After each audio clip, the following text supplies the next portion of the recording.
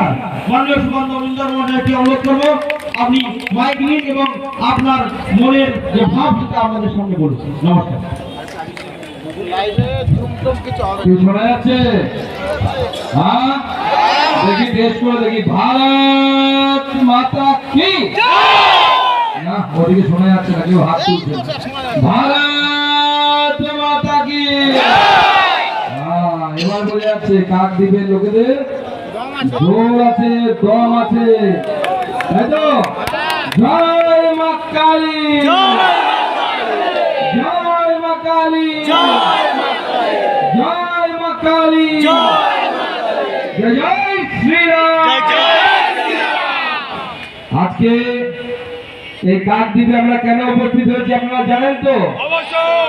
22 তারিখ সকালবেলা আমরা খবর কি পেলাম যে মায়ের মূর্তি, মায়ের গলা ছেদন করে দিয়েছে। এবং তারপরে আমরা কি দেখলাম? তারপরে আমরা দেখলাম যে মাকে প্রিজন ভ্যানে করে নিয়ে যাওয়া হচ্ছে। আমি এই অবদার্থ জেলার পুলিশকে বলতে চাই, মা কালীকে তোমরা প্রিজন ভ্যানে করে তুলে নিয়ে যাবে কেন? একটা ছোট হাতি ভাড়া করার পয়সা ছিল না? বলতে আমরা 1 টাকা করে চাঁদা তুলে তোমাদের হাতে তুলে দিতাম। তোমরা সম্মান করতে পারবে না, ঠিক আছে, তাই বলে মা কালীকে এভাবে অপমান করবে? আপনারা শুনলে অবাক হয়ে যাবেন। আমি খবর পাচ্ছি যে পুলিশের থেকেও নাকি তৃণমূল নেতাদের বেশি ইন্টারেস্ট ছিল যে মা কালীকে নাকি লকআপে ঢোকাতে হবে। এক তৃণমূল নেতার নির্দেশে নাকি পুলিশ এটা করেছে, আর সেই তৃণমূল নেতাকে আমরা ধিক্কার জানাই, লাথু জানাই। আমরা কি বলি? পিছি চোর, ভাইপো চোর। সবাই তো আগে পরে বলবেন, আগে এখানকার চোরটার সম্বন্ধে বলুন, আগে এক বড় চোরটাকে ধরুন। পিসি চোর, ভাইপো চোর, বাপি দাদা বড় চোর। বলবে পিসি চোর, ভাইপো চোর, পিসি চোর, ভাইপো চোর, পিসি চোর, ভাইপো চোর, বাপি দাদা। সেই বাটায়ের সাথে যুক্ত। তার সাথে তো মন্টুরাম তো আছেই, তবলাই সংগত করার জন্য। আর দেবাশিস বলে একটা মাল আছে নাকি এখানে? হ্যাঁ, আছে নাকি? সে বাপির নাকি ডান হাত, আর বাপি নাকি ভাইপোর ডান হাত। যেমন বাস ঝাড় তেমন তার বাস হবে। ভাইপো তো বড় চোর। তার সাগরের যে এখানে যে আপনাদের সাংসদ হয়েছে ভোট চুরি করে, আমি পরিষ্কার বলছি, দেখুন এবার গণতন্ত্রের কারচুপি না হলে এবার এখান থেকে বিজেপির এমপি যেত লোকসভাতে, আমরা সেই গণনার কারচুপিতে আটকাতে পারি। আমাদের মঞ্চে অনেক নেতৃত্ব আছে। আমাদের মঞ্চে উপস্থিত আছেন আমাদের জেলা সভাপতি তরুণ তুর্কি, নরেন্দ্র লস্কর, আমাদের এখানকার জেলা সভাপতি, তিনি নেতৃত্ব দিচ্ছেন। প্রাক্তন আমাদের জেলা সভাপতি দীপঙ্কর জানা, তিনি আমাদের মাঝে উপস্থিত আছেন। আমাদের প্রার্থী 24-এর প্রার্থী মাস্টারমশাই, তিনি আমাদের মাঝে উপস্থিত আছেন। আমাদের পলাশ রানা উপস্থিত আছেন। এছাড়াও আমাদের ডায়মন্ড হারবারের জেলা সভাপতি সমাধি উপস্থিত আছে। প্রাক্তন সভাপতি আমাদের উৎপল লস্কর আছে, জয়নগরের সভাপতি, এবং আমাদের প্রাক্তন সভাপতি ডায়মন্ড হারবারের উপস্থিত আছে। আর অনেক নেতৃত্ব উপস্থিত আছে। আমি সবার নাম, অশোকের নাম হয়ে গেছে, পলাশের নামও হয়ে গেছে। এদেরকে দেখে রাখুন এবং এদের নেতৃত্বে, এই যে জেলায় যারা নেতৃত্ব দিচ্ছে, প্রত্যেকের নেতৃত্বে আপনারা সামনের দিকে এগিয়ে চলুন। আমি গ্যারান্টি দিচ্ছি 26-এ মমতা বন্দ্যোপাধ্যায় থাকছে না।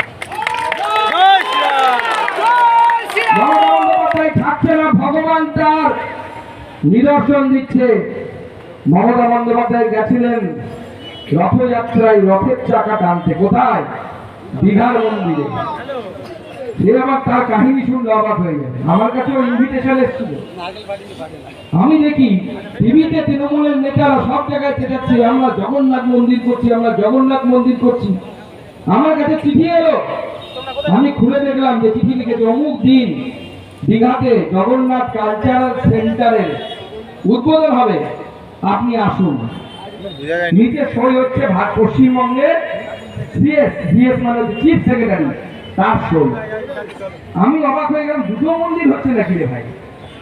মমতা বন্দ্যোপাধ্যায় তৃণমূলের লেখানের নেতারা এখানে পোস্টার লাগিয়ে মাইক বাজিয়েছিল না, জগন্নাথ মন্দির জগন্নাথ মন্দির, কি লাগিয়েছিল কিনা?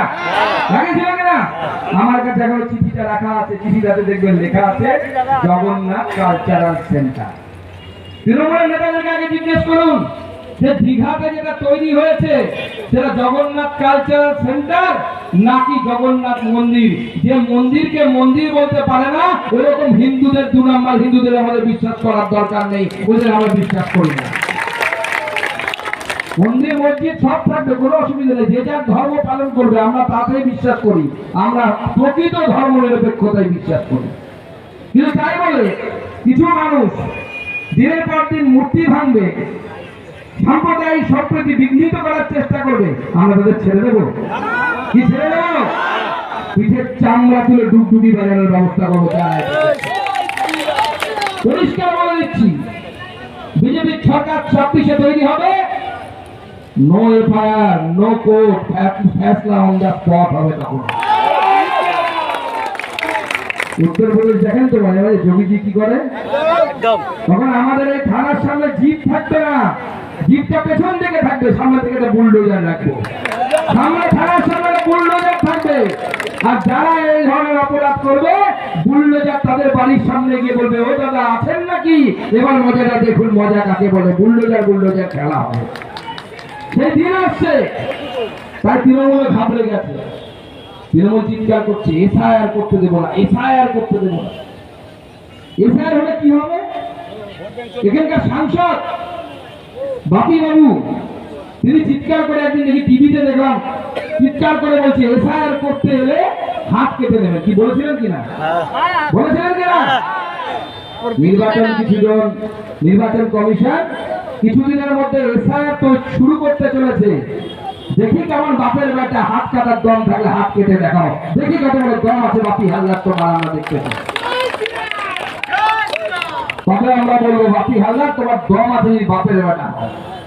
এছাড়া গোটা ভারতবর্ষে হবে, কোন মাইকালালের ক্ষমতা নেই যে সেটা আটকাবে। এছাড়া ভয়ের কি আছে আপনাদের বোঝার জন্য, কেউ ভয় পাবেন না, হিন্দু মুসলিম এছাড়ার মধ্যে কিচ্ছু নেই। পরিষ্কার কথা বলে দিচ্ছি, সে হিন্দু হোক আর মুসলমান হোক, যে ভারতীয় তার নাম ভোটার লিস্টে থাকবে, যে কোনো ধর্মের হোক, যে কোনো জাতির হোক, তার নাম ভোটার লিস্টে থাকবে। আর এসআইআরকে আটকাতে চাই কেন জানেন? আমার কাছে খবর এসেছে যে এই কাকদ্বীপ যে বিধানসভায় আমরা দাঁড়িয়ে আছি, সেই বিধানসভাতে 2002 সাল আর এখনকার যে ভোটার লিস্ট, অর্থাৎ লাস্ট যে ভোট হবে 2024 সালের লোকসভা ভোট, এই দুটোকে একে উপরের উপর ফেলা হচ্ছে, এটাকে বলছে ম্যাপিং। আপনারা নিশ্চয়ই টিভিতে খবরে শুনেছেন, ম্যাপিং হচ্ছে। ম্যাপিং মানে কি? 2002 যাদের ভোটার লিস্টে নাম আছে তাদের মধ্যে কতজনের নাম 2024-এর ভোটার লিস্টে আছে, 2025 অর্থাৎ বর্তমানের ভোটার লিস্টে আছে। আপনার কাকদ্বীপে 58%, মানে 60% লোকের নাম মিলছে, তার থেকে বেশি মিলছে না। অর্থাৎ 100 জনে 40 জন এমন আছে যারা 2002 ভোটার লিস্টে যাদের নাম ছিল না, তারা এই মাঝখানে ঢুকে গেছে।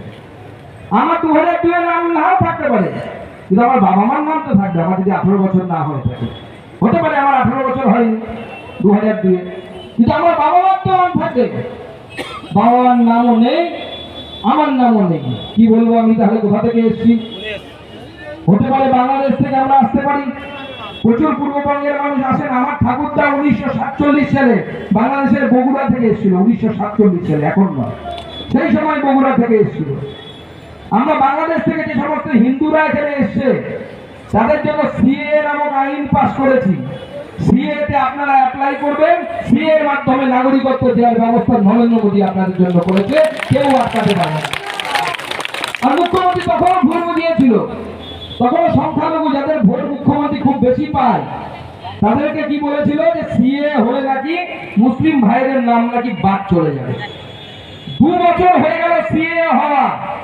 আমি এই মঞ্চ থেকে খোলা আহ্বান জানাচ্ছি, তৃণমূল কংগ্রেসকে ভোট দিয়েছেন এরকম করে যদি সংখ্যালঘু ভাই থাকেন, বলুন যে সিএ 2 বছর হওয়া হয়ে গেল, আপনার নাম কি বাদ গেছে কিনা? কারো নাম সিএ এর জন্য বাদ যাবে না। হ্যাঁ, কিন্তু যদি আপনি বাংলাদেশ থেকে এসে থাকেন 100% গ্যারান্টি আপনার নাম বাদ যাবে, আপনি যদি মুসলমান সম্প্রদায়ের মানুষ হন 100% বাদ যাবে। তার কারণ কি? কারণ ভারতীয় মুসলমানরা আমাদের এখানকার নাগরিক, তাদের রক্ষা করার দায়িত্ব ভারত সরকারের, তাদের অধিকার রক্ষা করার জন্য ভারতীয় জনতা পার্টি লড়বে। ভারতীয় মুসলমান যারা, কিন্তু যারা সেই সময় পূর্ব পাকিস্তানে চলে যাবো বলে চলে গেছিল, যারা বলেছিল এই ভূমি না পাক, এখানে থাকবো না, পাকিস্তানে চলে যাব, তাদের ফিরে আসার দায়িত্ব ভারতীয় জনতা পার্টি নিতে পারবে না, নরেন্দ্র মোদীও নিতে পারবে না। তারা নিজেদের দেশে নিজের মতো থাকুন। যারা ভারতীয় মুসলমান তারা ভারতবর্ষে থাকবে, কোনো অসুবিধা নেই, তারা আমাদের ভাইয়ের মতো, তারা একসাথে থাকবো। আমাদেরকে ভোট না দিলেও থাকবে, ভোট দিলেও থাকবে, আমরা ভোটের রাজনীতিতে বিশ্বাস করি। নরেন্দ্র মোদী সবাইকে দেখুন, আজকে রেশনের দোকানে গিয়ে ভিড় করে দেখুন তো, চাল নিতে কাদের ভিড় বেশি হচ্ছে? গরিব মানুষের ভিড় হচ্ছে। নরেন্দ্র মোদী ভাগ করেনি যে কে হিন্দু কোন মুসলমান, হিন্দুকে চাল দেওয়া হবে, মুসলমানকে চাল দেওয়া হবে না, এই ভাগ নরেন্দ্র মোদী করেনি। নরেন্দ্র মোদী বলেছে যে আমার গরিব মানুষ 2029 সাল পর্যন্ত ঝোলা নিয়ে গেলে বিনে পয়সায় চাল দেওয়ার দায়িত্ব নরেন্দ্র মোদী। নরেন্দ্র মোদী চাল দেওয়ার ব্যবস্থা 29 সাল পর্যন্ত করেছে দেশের মানুষকে। 80 কোটি মানুষকে চাল দেওয়ার ব্যবস্থা করা হয়েছে। তাতে হিন্দু আছে, মুসলিম আছে, খ্রিস্টান আছে, যে কোনো ধর্ম সম্প্রদায়ের মানুষ আছে। তাই আমি আমাদের যারা বাংলাদেশি উদ্বাস্তু মানুষ আছে তাদেরকে আশ্বস্ত করতে চাই, দুটো আইন আছে, মাথায় রাখবেন। আপনি যদি 2014 31শে ডিসেম্বরের আগে এসে থাকেন, আপনি সিএ তে অবশ্যই অ্যাপ্লাই করবেন। যদি 2002 আপনার ভোটার লিস্টে নাম না থাকে, বোঝা গেল? আবার বলছি, 2002 এর ভোটার লিস্টে বাংলাদেশ থেকে আসা উদ্বাস্তু মানুষ যারা আছেন তাদেরকে আমি বলছি, আমরা এখানে সিএ এর ক্যাম্প চালাচ্ছি, আরো ক্যাম্প শুরু হবে। বাসন্তীতে ক্যাম্প শুরু হয়েছে, বাসন্তী ময়দানে আরো ক্যাম্প আগামী দিনে আমরা শুরু করব। যারাই বাংলাদেশ থেকে এসছেন, 2002 এর পরে এসছেন, তারা সবার আগে সিএ এর ফর্ম ফিল আপটা করবেন।